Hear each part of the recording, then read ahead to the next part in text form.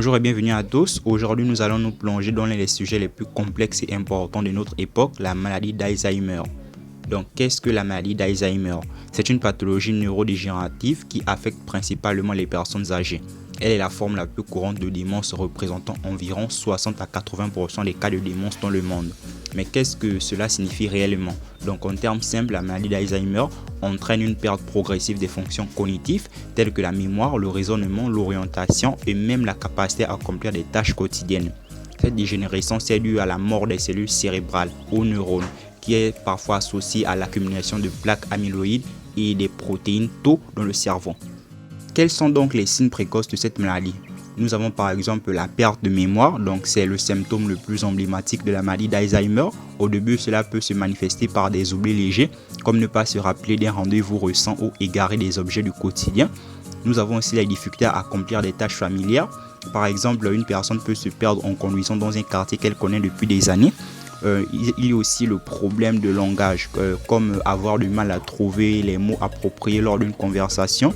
Vous avez aussi la désorientation spatiale et temporelle, donc la personne peut avoir du mal à reconnaître des lieux familiers ou à se repérer dans le temps. Il y a aussi le changement d'humeur et de comportement, cela inclut l'irritabilité, la dépression, l'anxiété et même l'agressivité. Donc de ce fait, qu'est-ce qui cause exactement la maladie d'Alzheimer?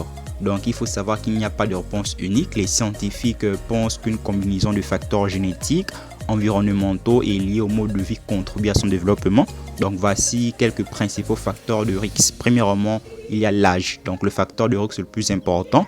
Donc le risque va doubler tous les 5 ans après l'âge de 65 ans. Deuxièmement, il y a les antécédents familiaux. Donc si un membre de votre famille immédiate, comme un parent ou un frère ou une sœur, a eu la maladie d'Alzheimer, votre risque est beaucoup plus élevé. Troisièmement, il y a la génétique. Donc des mutations génétiques spécifiques comme la présence de l'allèle APO4 augmente considérablement les chances de développer la maladie.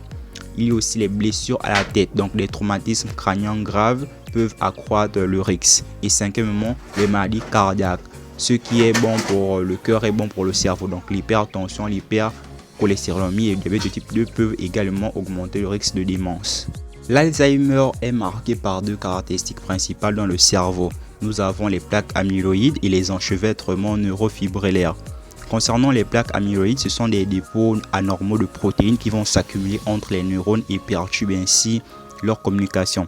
Et pour les enchevêtrements neurofibrillaires, ils sont formés par de la protéine tau qui devient anormale et bloque le transport de nutriments à l'intérieur des neurones.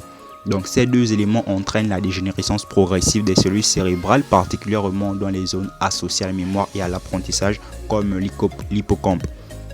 Donc de ce fait, comment diagnostiquer la maladie d'Alzheimer? Donc il faut savoir que le diagnostic peut être difficile, en particulier au premier stade. Donc les médecins vont utiliser une combinaison de tests pour poser un diagnostic. Parmi ces combinaisons, il y a par exemple l'évaluation cognitive. Donc elle teste la mémoire, les capacités de réflexion et de raisonnement.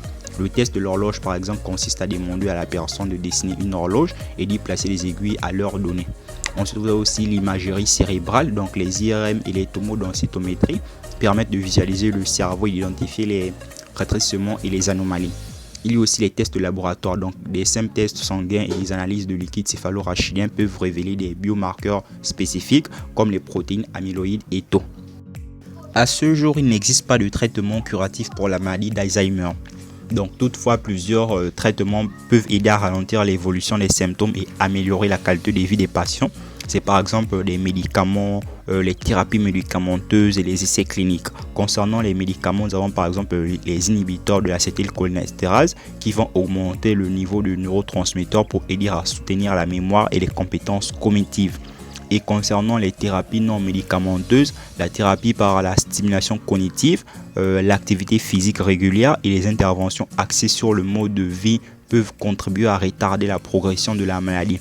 Nous avons aussi les essais cliniques, donc les chercheurs vont actuellement tester toujours plusieurs nouvelles thérapies, notamment des vaccins et des thérapies géniques, dans l'espoir de trouver des traitements plus efficaces à l'avenir. Et donc, il faut savoir que bien qu'il n'existe aucun moyen infaillible de prévenir l'Alzheimer, certains changements dans le mode de vie peuvent potentiellement réduire le risque. C'est par exemple déjà de l'activité physique régulière. Donc, le sport peut aider à maintenir une bonne circulation sanguine et à réduire l'inflammation.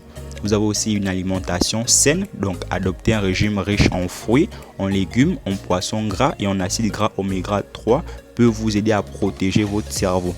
Il y a aussi l'engagement mental et social, c'est-à-dire lire, résoudre des puzzles, apprendre de nouvelles compétences et rester socialement actif peuvent aider à stimuler votre cerveau. Il faut aussi contrôler les facteurs de risque cardiovasculaire, c'est-à-dire veiller à maintenir une tension artérielle normale, à éviter l'obésité et à réduire le cholestérol sont autant de mesures importantes. Donc, vivre avec l'Alzheimer, que ce soit en tant que patient ou proche aidant, est extrêmement difficile. Cela demande une grande organisation, de la patience et beaucoup de soutien. Il est donc crucial d'éduquer les aidants sur la maladie, de leur fournir des ressources et de soutien pour gérer les défis quotidiens et émotionnels. De plus, il faut savoir que des communautés, des groupes de soutien en ligne et en personne existent pour aider les familles et les proches des patients atteints d'Alzheimer à surmonter cette épreuve ensemble. Pour conclure à cette vidéo, retenons que la maladie d'Alzheimer est une véritable épreuve, non seulement pour ceux qui en sont atteints, mais aussi pour leurs familles et leurs proches. Il est essentiel de continuer à sensibiliser le public, à soutenir la recherche et à offrir du soutien aux personnes touchées. Nous espérons qu'avec des avancées scientifiques, nous serons bientôt capables de mieux comprendre cette maladie et espérons-le de la guérir. Donc merci d'avoir regardé cette vidéo. Si vous avez des questions ou des expériences à partager sur ce sujet, laissez-les nous dans les commentaires. N'oubliez pas de vous abonner pour ne rien manquer de nos prochaines vidéos sur la santé et la médecine. Et d'ici là, prenez soin de vous.